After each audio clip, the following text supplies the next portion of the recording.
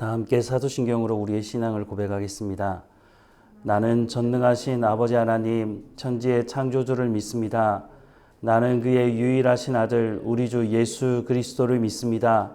그는 성령으로 잉태되어 동정녀 마리아에게서 나시고 본디오 빌라도에게 고난을 받아 십자가에 못 박혀 죽으시고 장사된 지 사흘 만에 죽은 자 가운데서 다시 살아나셨으며 하늘에 오르시어 전능하신 아버지 하나님 우편에 앉아 계시다가 거기로부터 살아있는 자와 죽은 자를 심판하러 오십니다.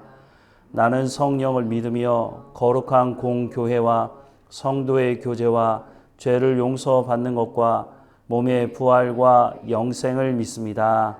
아멘. 찬송가 313장 함께 찬양하겠습니다.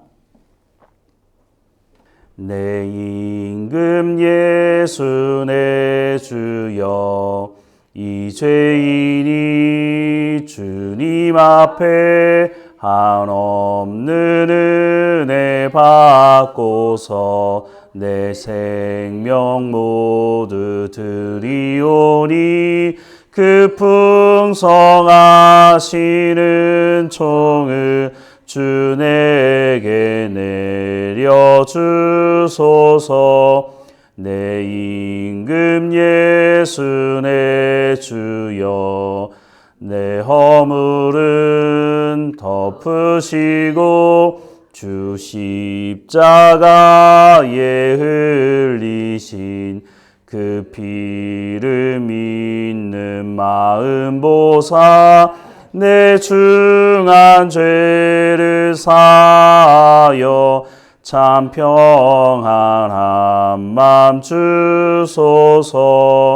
내 임금 예수 내 주여, 주 은혜에 감격하여 한없는 감사 찬송을 내 주님 앞에 드리오며 내 마음과 정성 다하여 늘 기뻐하며 살리라. 내 임금 예수 내 주여, 이 마음과 이 천한 몸 그 보배 피로 값주고 주 친히 사신 것이오니 나 이제 살아 죽으나 주 뜻만 따라 살리라.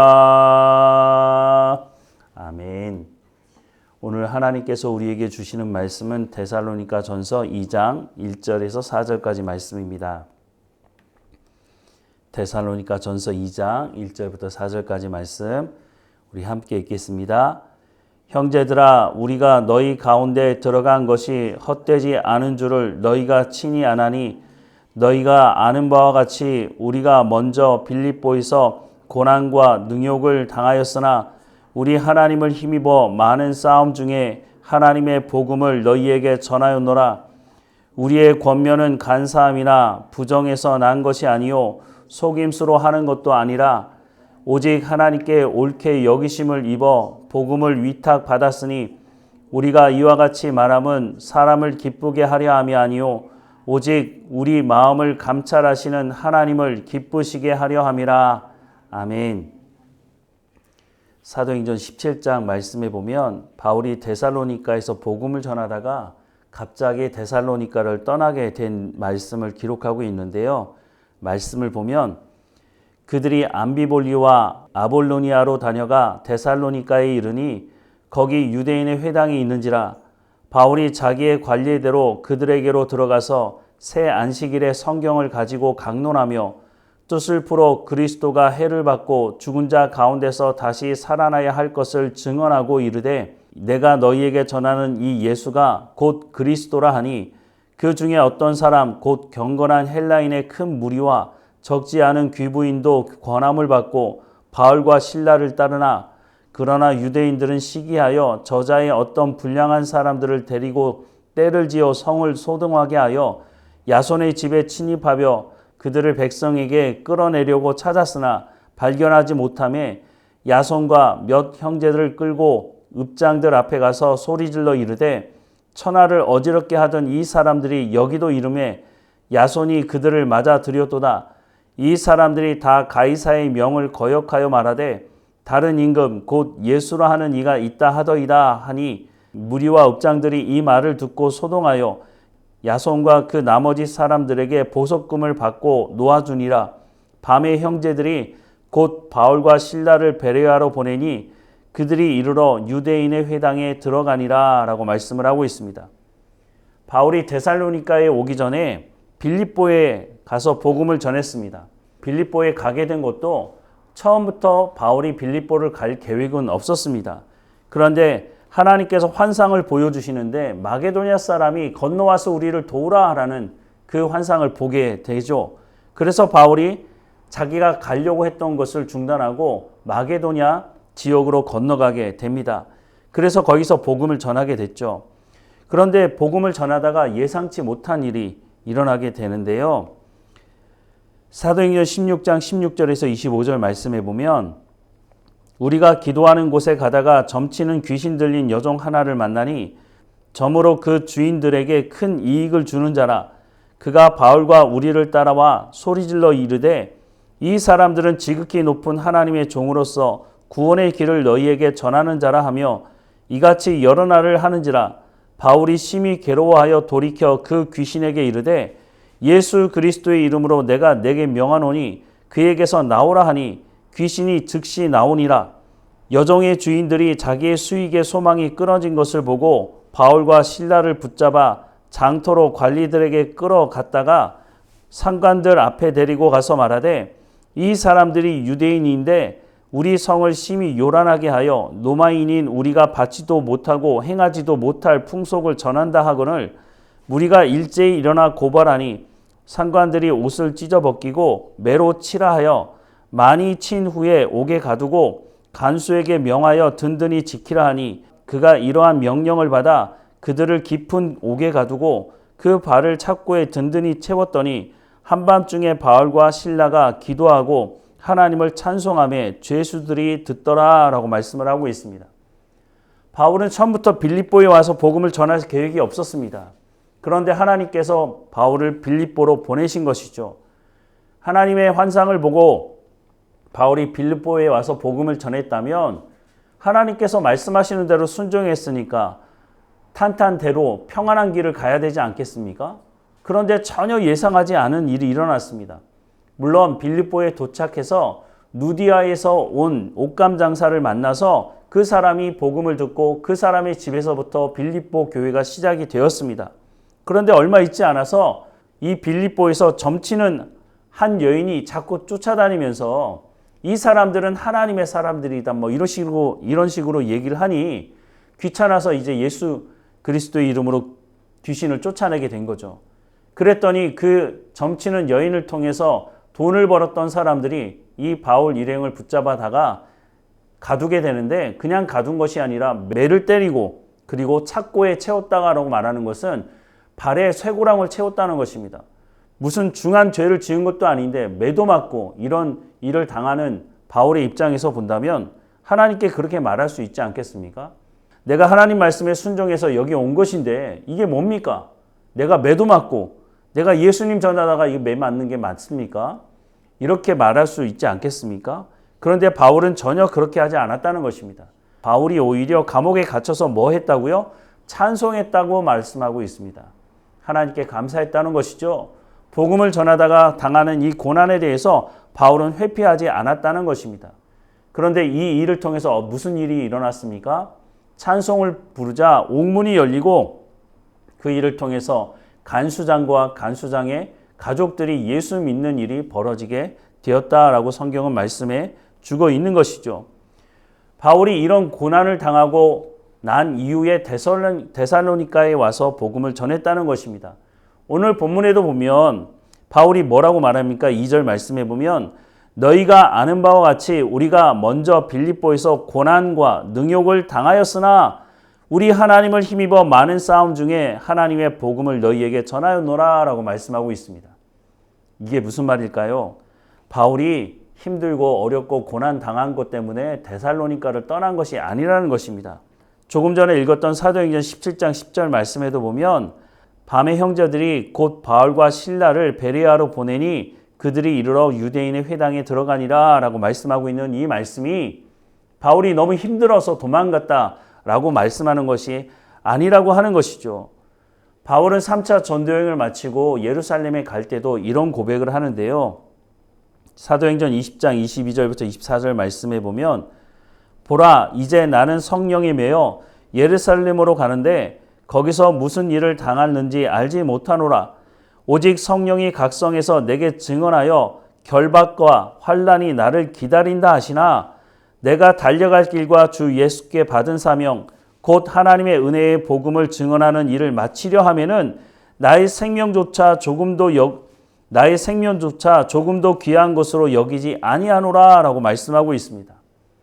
바울은 복음을 전하다가 고난 당하는 것을 회피해 본 적이 없습니다. 고린도후서 11장 말씀에도 보면 바울이 복음을 전하다가 얼마나 많은 고통을 당했는지를 기록하고 있습니다. 그런데 바울의 이런 마음을 알지 못하는 데살로니가 사람들 중에는 야, 우리가 복음을 받아들이고 우리가 예수님 믿은 것 때문에 우리가 보석금까지 치르면서 이렇게 나오게 됐는데 저 바울은 도망가 버렸네? 고난당하기 힘들어서 바울이 도망간 건 아니야? 이렇게 오해할 수도 있지 않겠습니까? 그래서 오늘 본문에 바울이 이것을 다시 소개하고 있는 것입니다. 오해하지 않도록 하기 위해서 오늘 본문의 말씀을 다시 한번 보면 형제들아 우리가 너희 가운데 들어간 것이 헛되지 않은 줄을 너희가 친히 아나니 너희가 아는 바와 같이 우리가 먼저 빌립보에서 고난과 능욕을 당하였으나 우리 하나님을 힘입어 많은 싸움 중에 하나님의 복음을 너희에게 전하였노라. 우리의 권면은 간사함이나 부정에서 난 것이 아니요 속임수로 하는 것도 아니라 오직 하나님께 옳게 여기심을 입어 복음을 위탁받았으니 우리가 이와 같이 말함은 사람을 기쁘게 하려 함이 아니요 오직 우리 마음을 감찰하시는 하나님을 기쁘시게 하려 함이라 라고 말씀을 해주고 있습니다. 우리가 살아갈 때도 이런 일이 일어날 때가 있죠. 하나님께서 분명히 말씀하셔서 그 부르심에 순종했는데도 불구하고 우리 가운데 고난이 닥칠 때가 있습니다. 그럴 때 우리 입에 불평이 일어날 수도 있습니다. 내가 하나님 말씀에 순종해서 여기까지 왔는데 하나님 이게 뭡니까? 내가 왜 이런 고난을 당해야 됩니까? 이렇게 고백할 때가 있는 것이죠. 그런데 그때 우리가 원망하고 불평하는 것이 아니라 하나님께서 말씀하시는 대로 내가 순종해서 여기까지 왔습니다. 지금 내가 당하는 이 고난도 하나님께서 허락하신 줄 압니다. 하지만 이것으로 내가 망하는 것이 아니라 이 고난을 통해서 내가 성숙하고 이 고난을 통해서 하나님의 역사, 하나님의 나라가 이루어지는 줄 믿습니다 라고 하고 그 길을 갈 때에 바울에게 어떤 일이 있었다고요? 빌립보에서 옥에 갇혔음에도 불구하고 그 간수장과 간수장의 가족들이 예수 믿는 일이 일어나지 않았습니까? 그것을 바울이 계획한 적이 있습니까? 그렇지 않죠. 물론 하나님께서 왜 이런 일을 벌이게 하시는지를 우리는 다 이해할 수 없습니다. 바울이 복음을 전하는 이유 때문에 고난 당하는 것 다 이해할 수가 없는 것이죠. 하지만 분명한 것은 그 고난을 통해서 하나님의 역사가 하나님의 나라가 이루어져 가고 있다고 하는 것입니다. 우리가 하나님 말씀에 순종하다가 고난 당한다고 할지라도 그 시간을 지나고 나서 뒤를 돌아보면 하나님께서 이루시기 원하시는 것이 분명히 그 안에 있었다고 하는 것을 알게 되는 것이죠. 우리가 해야 되는 것은 하나님의 부름에 순종하는 것입니다. 하나님께서 인도하시는 길에 우리가 하나님과 동행하며 살아가는 것이죠.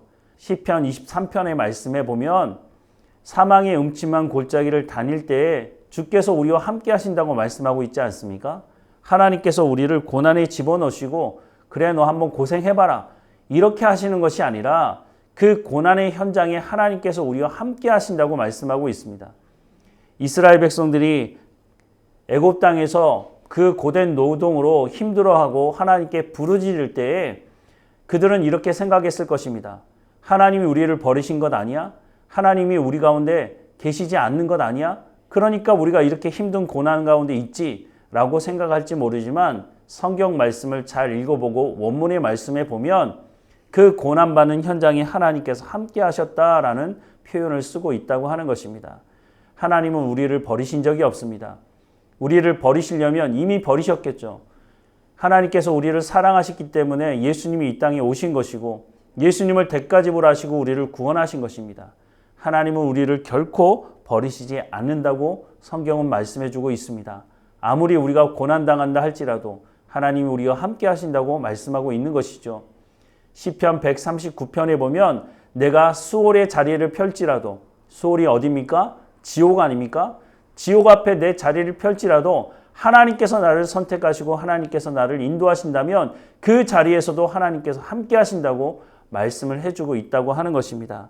하나님은 나를 버리지 않으신다라고 분명히 말씀하고 있습니다. 그러니 우리가 하나님의 부름에 순종할 때 고난이 있다 할지라도 원망과 불평이 우리의 입에서 나오는 것이 아니라 하나님 나를 여기까지 인도하셨으니 하나님께서 지금도 앞으로도 인도하실 줄 믿습니다. 하나님께서 주의 지팡이와 막대기로 나를 지키시고 인도하시는 것을 믿습니다. 라고 고백하며 하나님과 동행하는 우리의 삶이 되기를 주님의 이름으로 축원합니다. 기도하겠습니다. 사랑하는 하나님, 복음을 전하다가 고난당하는 이 바울의 모습을 통해서 우리가 무엇을 배워야 하는지를 알게 하옵소서. 바울은 죽음의 그 두려움 앞에서도 하나님과 함께함을 고백하고 있는 것을 보게 됩니다. 그 고난 속에서 하나님께 감사하며 찬송할 때에 하나님의 놀라운 일들이 일어나는 것을 또한 보게 됩니다. 오늘 우리가 살아가는 삶의 현장에서도 우리가 하나님 말씀에 분명히 순종했음에도 불구하고 고난이 있을 때에 그 고난을 통해서 역사하는 하나님을 보게 하옵소서. 하나님의 영광을 우리의 삶의 현장에서 볼 수 있도록 은혜를 허락해 주옵소서. 그래서 우리 가운데 순종함이 있게 하시고 감사함이 있게 하시고 하나님을 찬송하는 찬송의 입술이 있도록 우리의 삶을 주관하시고 인도해 주옵소서. 성령의 충만함으로 하나님의 약속의 말씀을 붙들고 살아가는 우리의 삶이 될 수 있도록 인도해 주옵소서. 고난 중에 있는 성도들은 이 말씀을 마음에 새기게 하시고 이 약속의 말씀을 온전히 붙들고 하나님의 나라가 우리의 삶을 통해서 고난을 통해서 이루어지는 것도 볼 수 있도록 하나님 역사해 주옵소서. 오늘도 우리와 함께 하시고 우리를 인도하시는 하나님 앞에 하나님 주시는 참 평안을 누리며 살아가는 감사함이 넘치는 우리의 삶이 될 수 있도록 우리의 삶을 주관하시고 인도해 주옵소서. 늘 우리와 함께 하시고 우리를 지키시는 하나님께 감사하고 예수 그리스도 이름으로 기도드립니다. 아멘. 하늘에 계신 우리 아버지, 아버지의 이름을 거룩하게 하시며 아버지의 나라가 오게 하시며 아버지의 뜻이 하늘에서와 같이 땅에서도 이루어지게 하소서. 오늘 우리에게 일용할 양식을 주시고 우리가 우리에게 잘못한 사람을 용서하여 준 것 같이 우리 죄를 용서하여 주시고 우리를 시험에 빠지지 않게 하시고 악에서 구하소서. 나라와 권능과 영광이 영원히 아버지의 것입니다. 아멘.